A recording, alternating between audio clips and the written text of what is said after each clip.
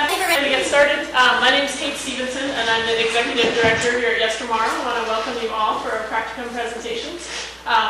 We have 3 students who are presenting tonight who are all completing their Certificate in Sustainable Building and Design.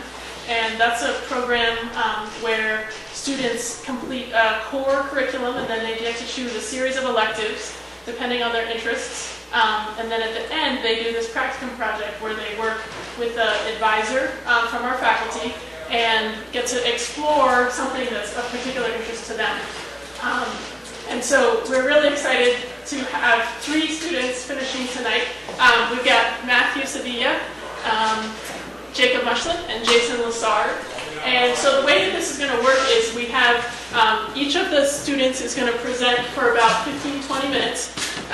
And then we'll have time for those. We have some faculty members who are here to give feedback to the students, and then we'll have time for questions and answers from the audience. And so it'll be about 45 minutes per person.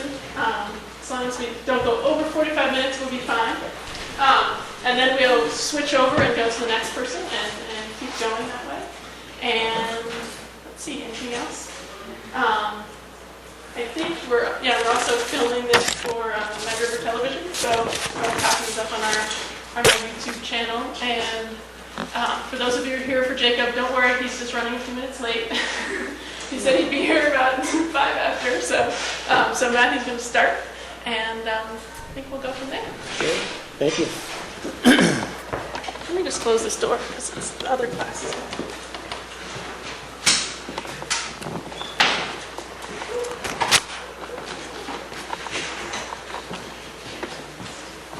How's that look? That's good. Let me know if the lights down. Thanks for being here, everybody. I appreciate it. Several years ago, my dad, who was a general contractor, told me a story about he needed to take out a loan for $40,000 just in order to finish paying the bills on a job. He couldn't complete the job without taking the loans out. And so long ago, I realized the importance of learning about business.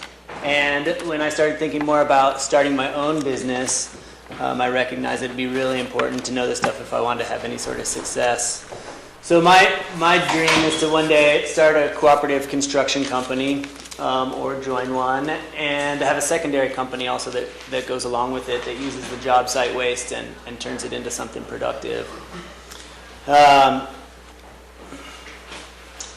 The photos that you see up here is a house that my wife and I remodeled. It's a 1924 cotton mill house, and I just put it up there just to show my interest in restoring a little bit of our history. Excuse me. I felt I'm currently working for TimberHomes, and I felt that if I could do a project that would both benefit myself and help my friends, the owners there, then that would be fantastic. And these questions here really focused my learnings in that process. And I'll just read those real quick. How can analyzing a business's finances help it reach its mission? And what can I learn from analyzing TimberHomes' finances? And what can help TimberHomes meet its mission? And what indicates that improvement is possible? And so the picture on the side here typifies a lot of the work that we do at TimberHomes. That's a timber frame fork that's in round. And it's a lot probably more interesting and more fun to look at than talking about business. But that's just a little picture of what we do. TimberHomes is a values-based business. And what you see here, I've just put a few different things. This is a building in the background that we've been working on. And focus a lot on just making buildings that have a lot of soul of the owners. The pay range or the pay scale from the highest paid, from the highest paid employee to the lowest paid employee is less than 2 to 1. In an industry where it's very male dominated, we have 2 women carpenters who are very valuable assets. And we have solar panels on our shop that account for nearly 100% of all the electricity that's used in our shop. And we reuse the material, any offcuts or any waste that we can to heat our shop. And a lot of the projects that we do are very community-minded. We have a local sawyer who uses locally milled material for our timber frames. And then it's just a good group of fun folks also. And so what I've learned about these guys is that they're more interested in the values that make up their business than they are about making a whole lot of money. And in analyzing a business, that became a big part of my learning. But I also recognized that I needed to learn about that money, as I spoke about before. And the first thing I needed to learn about was cost structure. And cost structure in its simplest form is basically what money comes into a business and what money leaves a business. So initially, your money comes in from a client, and that's just your job revenue or your total revenue. And immediately that money leaves, and you have to pay out your subcontractors. And you're left with the revenue that TimberHomes gets to see. And it looks like a whole bunch of money, and everybody's really excited, but then immediately a bunch of their revenue goes to labor. And I'm excited about that part. And then a bunch of the money goes to materials. And then there's overhead that gets taken out of there as well. And this amount here ends up being left as a profit. So during this study that I did about TimberHomes and their business, I was able to divide up where the revenue came from. It came from 8 different categories. There was finished homes we do. We also do remodels, timber frames, which is basically a barn with roof and siding, or we've done houses, so a roof, siding, insulation, just a frame where we do just the timber frame, or do small on-site projects like maybe building a deck or doing siding. And we also do kiosks and just paid consultation. And knowing where your money comes from is a very important part of it. And so what we have here, I'll try to explain this a little bit, is the same categories again listed down. And now they're organized by which category of job brought in the most profit, or the job profit specifically. And so we've taken out all the direct job costs. So this is anything that relates directly to the job, and you're left with the profit dollars. If you divide the profit dollars by the job revenue, you're left with what the profit percentage is. I have a quick question. What is the direct job cost leave out besides like overhead? It's pretty much overhead that it leaves out. And it can be how you want to look at your math, that you can probably do anything, a lot of different ways to look at it. But for what I did, it was basically overhead was the only thing that was left out. And so that's a great question, because a really important thing is figuring out what your overhead is, because you need to figure out how to bill your clients for that overhead. And so I was pretty intimidated thinking of the process of how to figure out overhead, and it turned out it was not as difficult as I thought. And what we did was just looked at all the expenses. It's more or less all the money that leaves the company's, or the bank account that the company has. And then we look at where the money goes, that we know where it goes. So some money definitely goes to our subcontractors, and we can account for all that. And then money goes to our labor again. And then this is the materials. And then this is just miscellaneous job costs. And so it all gets subtracted off of that one big lump. And the remaining unaccounted for stuff that's not directly related to jobs is what's our overhead. And so figuring out how to allocate it became a big part of what I wanted to figure out, because what I've struggled with is if you have a client who has $1 million job and you have a client who has a $100,000 job, it didn't seem fair to charge them the same flat rate. And you could do all kinds of simple different things by basing it on the overall number, but one of the reasons why that's difficult to do is because if you have a job that's has a lot of high-end materials versus a job that has a whole lot of labor, you pay a lot more overhead on things like taxes and insurance based on the employees and their hours, whereas material is just money that more or less passes through your business. So what I thought, construction has a whole lot of, it's talked about in hourly. Hourly is very common for how we talk in construction, paid by the hour. And so figuring out how to allocate it by the dollar hour is what I wanted to do. And so we took all our direct labor costs, and then we took our overhead and divided our overhead by our direct labor costs and came up with a number. And I have a little math that's going to keep going with us that hopefully this will make it easier to stay with.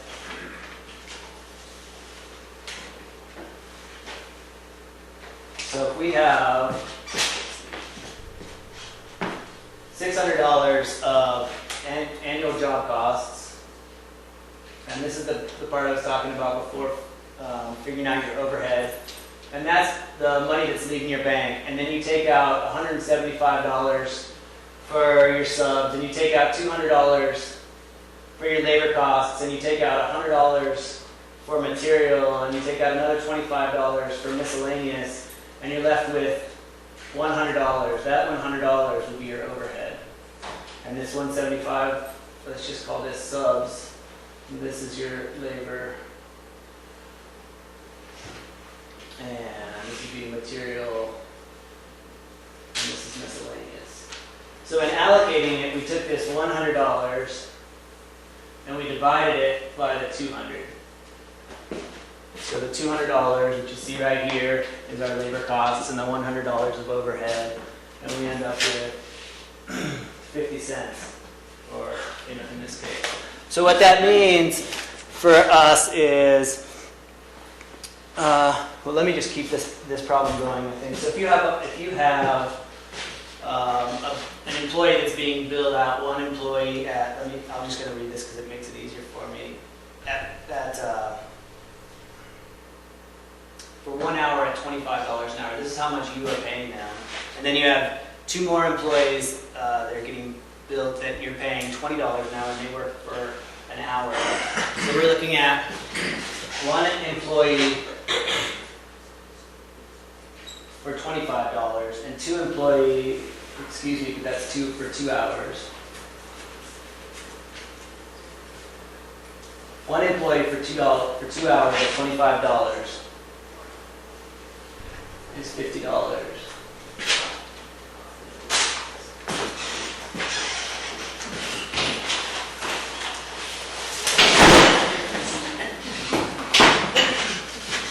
So we have, and then 2 employees at 1 hour was $40. So that's $90. When we multiply it by the 50 cents, that's $45. So in order to cover our overhead, we need to charge the $90 that the employees are getting billed out, that are not getting billed out at, but that they're receiving as pay. And then we need to add $45 to cover the overhead. And that $135 will then cover the employee overhead, will cover the overhead for the company.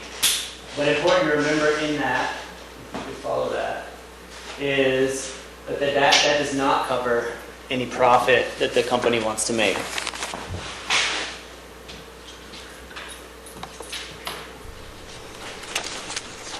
So this is that first slide again, and I've simplified it a little bit by taking it out. It's still organized by the profit dollar.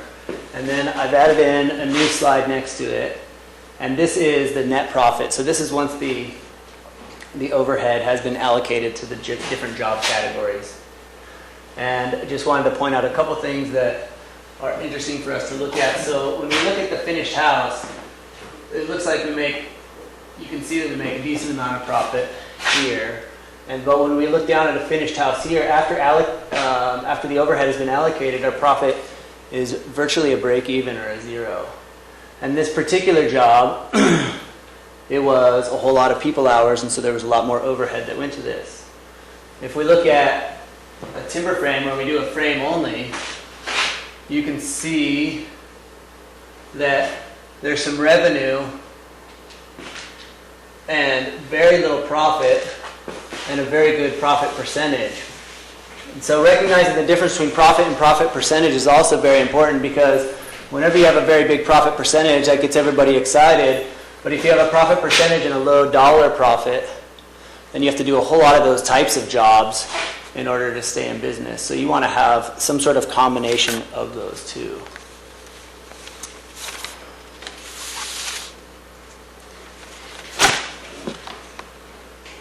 And so what I wanted to do next was look at 2 different ways that TimberHomes has opportunities to improve both their profit dollar and their profit percentage. And real simply, if we reduced our overhead by 15%, or if we increased our productivity by 15%, then that would do just that. Now, let me just go over, this is very similar to the cost structure slide that we saw before, where this is the initial revenue that we get from the client, and this is what gets paid out to the subs, and then this is the TimberHomes profit. This would be job labor, materials, and overhead. And you can see on the initial slide, these two that I've added here are our profit margin, or our profit percentage. And initially, during my study, you can see that the profit percentage on the total revenue is 4%, and the profit percentage on the TimberHomes after the subs have been paid is 6%. As we reduce the overhead, it increases pretty significantly, but not nearly as much as if we increase productivity. And so it's easy to talk about doing different things, but for me, I think it's important to wonder how realistic those different things are. And so if we look at a pie chart of our overhead at TimberHomes, you can see that a lot of these are pretty fixed, and we can't do a whole lot of things. The insurance is not too flexible with what it is. We get billed what it is. The taxes are not super flexible, nor are shop expenses. But 50% of our time, the unbilled time, or 50% of our overhead, the unbilled time, the tools, and also the material are very flexible time. And so reducing our overhead by 15% seems like a pretty attainable goal looking at it in this situation. As far as productivity goes, I've been learning about... sorry, fellas. I've been learning about something called the 5S methodology, and it basically means putting your stuff away, cleaning up, and staying organized. It's sorting, straightening out, sweeping, standardizing, and sustaining the practice. And since we've been talking about this is all wonderful, beautiful material that's left over from jobs, and nobody wants to get rid of it because everybody loves the wood and respects it and doesn't know what to do with it. And it keeps building out and gets further and further. So we decided to cull it out, and now our tools are right up against the back of the shop like that. And so it's made a huge difference already. On that, staying on that same train of thought, as I've been doing this study, I've been learning about how we want our shop to work. And the space, even that back 4 feet of wall space, is pretty valuable. We have, our shop is in our yard over here, and we want it to come in. This is a garage door here. We want it to come in this garage door. It slides across, it comes back out this garage door, and it slides over. And that's all nice and good, but at TimberHomes we have a whole lot of different projects, and when we do those more elaborate projects like the fork tree and that slide at the beginning, it takes different tools, and so we end up having about 3 shop setups that we need to use. We have some really long material that we need to use that goes all the way to the back of the shop. That's not going to work. So I'll just hold this up here. But basically what happens is we have a whole lot of material that doesn't fit in the shop if the tools are on the back of the shop. And so we have to move things. And so part of the efficiency questions that we're asking ourselves is, where does it make the most sense to have the tools? When we have small materials, we put all our tools, like our beam saws, our planes, mortisers, scale saws, table saws, pretty much at the back of the shop or on these shelves here.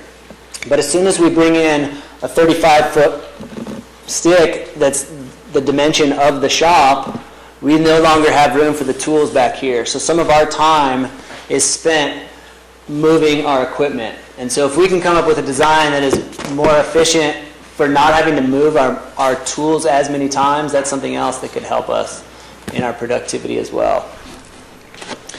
And I could look at this slide in a different spot if you're interested later.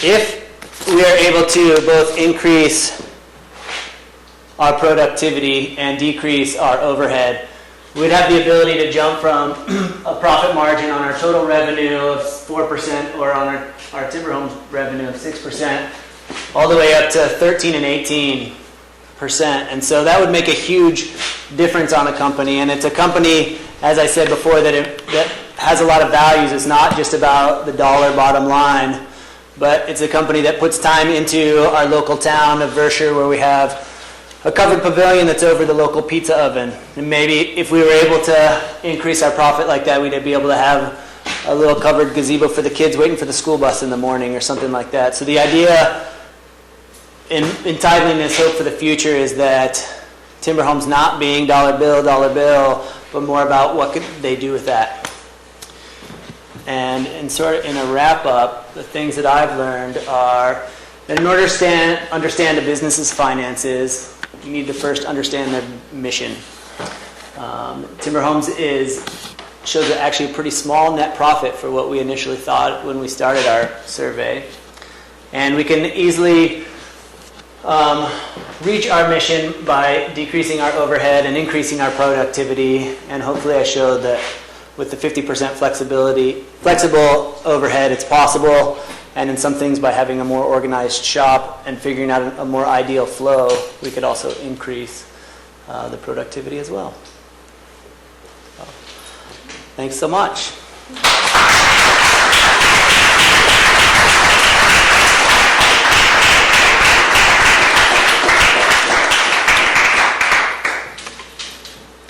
I guess at this point we have opened up for questions from audience. I walked in a little bit late, but how long a snapshot did you take of the business? When did you first start your investigation? It was basically a year. I believe it was from July of 2011 to June of this year. Yeah. So in a business sense of things, that's really short and it's not really accurate. Yeah, but the full cycle of, slow down in the winter and speed up in the summer was an interesting amount of that. Yeah. Was that a typical year in terms of cost and revenue? Well, a couple years back was when all the money went really south. So it's been picking up since then. We had our busiest summer in a really long time this summer, and so hopefully we're going to start seeing some changes from the different improvements we've made. So. How large is your? Do you work all over the state, or do you keep it to a particular area? Well, I guess this summer we were in New York and New Hampshire and Vermont, but I know that jobs have been done as far south as New Hampshire. There's talk right now of a job in Costa Rica. Different type of wood, though. Right. And trying to steal work from Skip maybe a little bit, I'm not sure. But so it's timber framing, and specifically for the folks who value being home and value being with their family, it works really well. You pay a lot more overhead when you have a shop, but for timber framing, it's hard not to have a shop when you're in Vermont. And so, but on the positive side, it lets us go to lots of different places. And another thing that we're really looking into is try to build more efficient homes from within our shop now, and how could we do that with the space that we have. So talking about doing things like creating wall panels now that are really airtight, or a full wall system is something that we believe in, and then it can be applied there. So we have a crane on our job sites, and so we can do a raising that's a lot safer and a lot faster, and if we could then use that same overhead of that crane to slap up a wall that we built in our shop where we didn't have to leave home, then it would benefit not only the quality of life, which is, I think, very much a value of the owners, but also it's just, I don't know, it's one of the upsides of having a shop and one of the upsides of having a company like Timber Framing. So I think it would be safe to say we'd go anywhere. But the further it is, the more likely it would be a frame only, and we'd find a general contractor to finish the job there.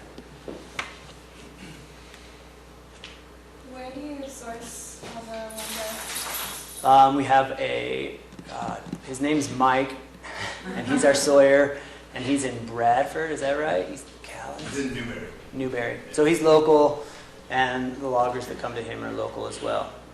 So it's not forest certified wood, but it's local wood, and so I don't know that we always know the practices of the logging. Do you see any increases in that cost associated with like gas and diesel going up? I think probably so, and Farming everyone? No, that makes a whole lot of sense, and we talk a lot about that stuff within our own business, what vehicles to have, what vehicles to not have.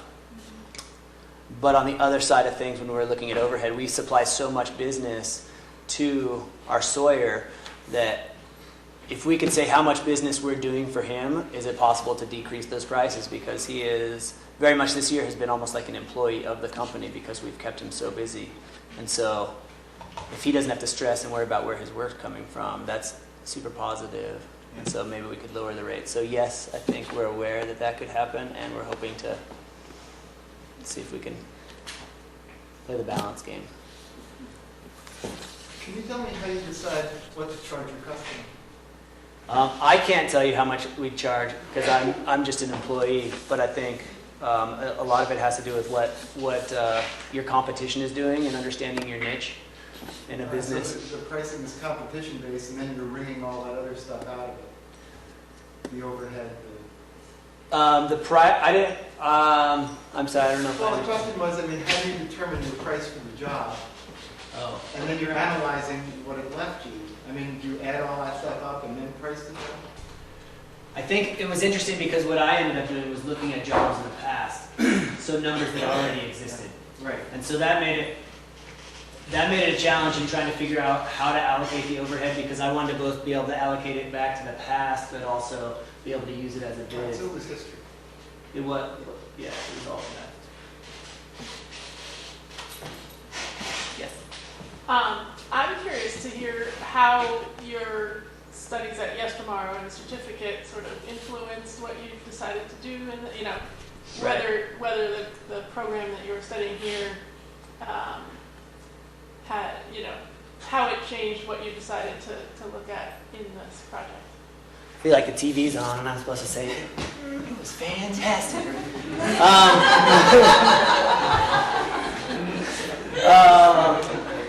It definitely influenced a lot of what I think and what I do. One of the things that I'm really interested in is in building science, and a lot of the classes I've taken are more building science focused. That's not a whole lot of what I studied here. I took the reinventing small business class. That made a big difference, but a lot of what I've learned about business is working with my advisor, Stephen Doig, and then also just the flexibility of the owners of TimberHomes from letting me get my nose in their books, which is not real common, I don't think. But as far as like my building or ideas or like what I believe in or what I want to do in the future, it's impacted those thoughts a whole lot, but not necessarily how to run a business, except for from the one class from Stephen. So Matthew, if you were going to provide some advice, maybe to yourself or to some other small business in this field, I mean, what would you tell him or her out of what you learned from looking at what is kind of probably an uncommon thing for us more, we're just digging into the numbers and the finance and going, oh, these kind of sort of theoretical things of overhead and productivity. Well, if you're starting from zero, I think in some ways it makes it a lot easier. Know what you want to do and figure out where you want to go with your company. So that was the mission vision portion that I was thinking about. But also, if you can figure out what your niche is or what you want to be doing before you start forming stuff up, then you can focus on that kind of thing. And so I think in that effort, you could keep your overhead low from the very beginning. You could know whether you wanted to shop or whether you didn't want to shop. I don't know. For me, I guess how I'm thinking about it is, what projects do I want to be doing? What do I want? Even though I'm not somebody who likes to focus or think about money, I need to have money in order to have the business continue. And so we can talk about sustainability in a building practice, but sustainability in my mind in a business or maybe in a social concept is having something that continues. And so if I have a business that gives everything away, then it's going to fold, and it doesn't matter how fantastic my ideas are. And so trying to figure out how to be comfortable talking about money with not only yourself but also with your clients. Know what you're willing to charge. Know what your overhead is. Know what you want to be doing. I don't think that answers it, but that's what I think.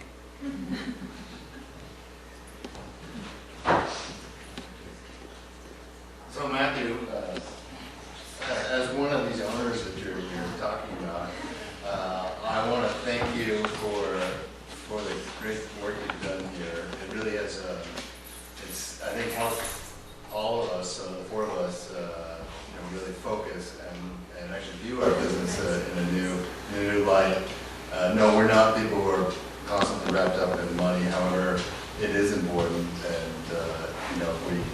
I think we've been blissfully sort of just going along, and now we realize, well, maybe we're not doing quite as well as we thought we were. And so, thank you for that, because I think that's important stuff. Now I want to put you on the spot a bit and ask, what would you do if you were in our shoes, Josh and I, looking forward? What's most important to you? I mean, I know you spoke about a lot of these things, but that's probably for everybody else to do. I don't know if I understand your question, so I'll make up my question and answer it.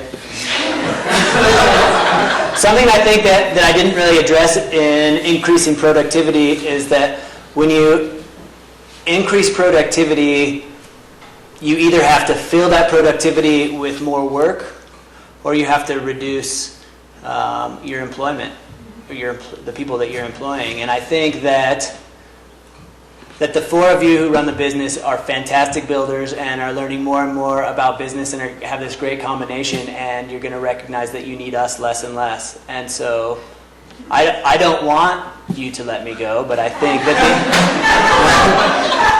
I think the answer, if I'm understanding your question, is like, if I'm looking at just a business sense, is you need to get to a place where you don't need us and figure out how to keep it going through, or get more work. Okay, thanks.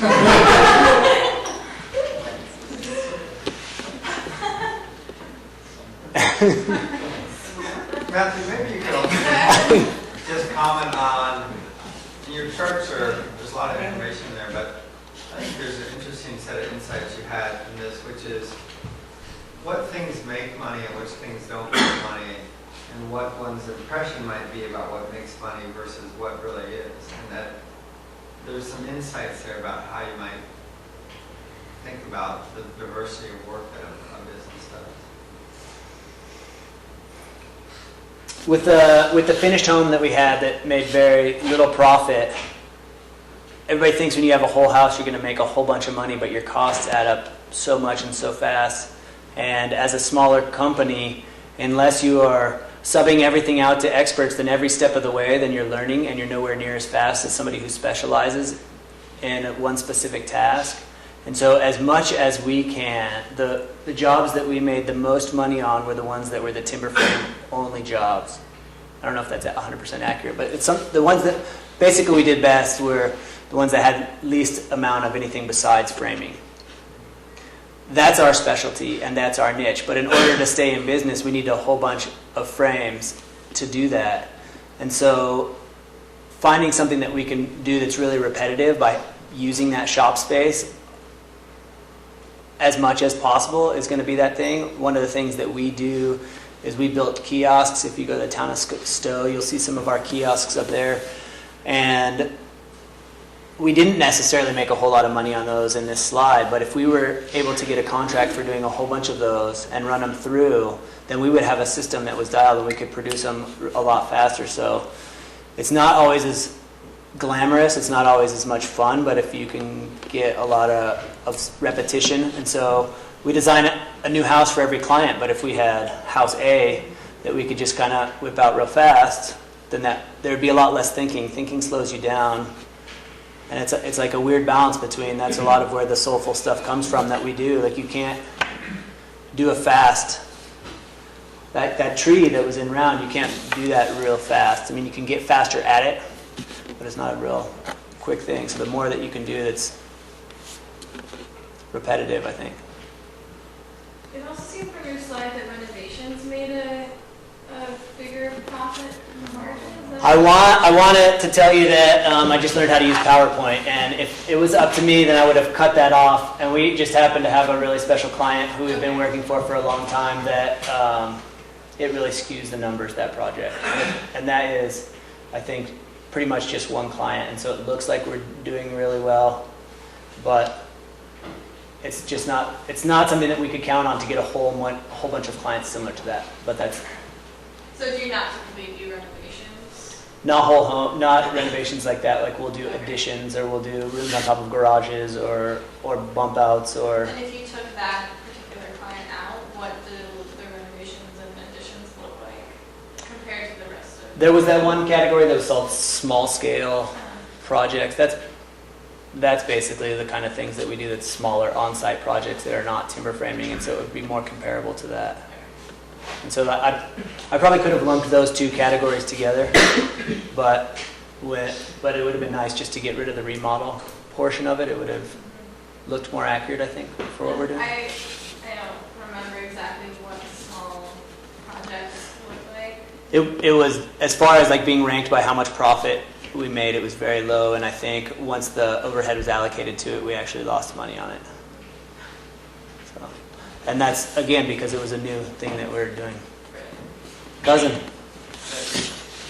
I missed the beginning of your presentation tonight, but one of you talked to us, I'm a TimberHomes employee. You started off by referring to Lieutenant's gross national happiness index.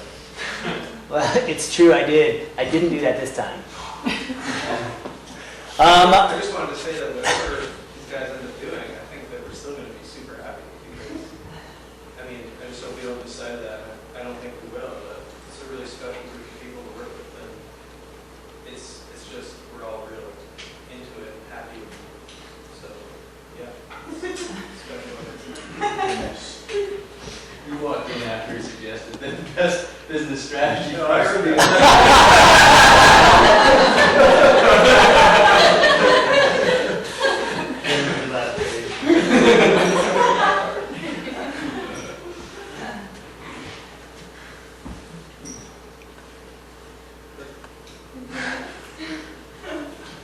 Thank you.